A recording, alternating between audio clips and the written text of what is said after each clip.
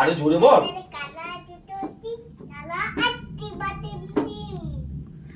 আর একটা ছড়া বলে শোনাও। জনি জনি ইয়েস পাপা।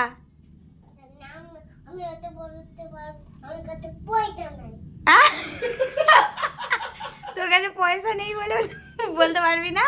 এ আবার কি ধরনের কথা?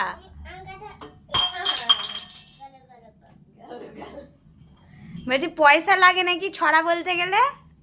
হ্যাঁ এই হামটি, দিচ্ছে তারা। এ হামটি, বলছি ছড়া বলতে গেলে আবার টাকা লাগে নাকি? পয়সা লাগে? ওইটা তুললাম না।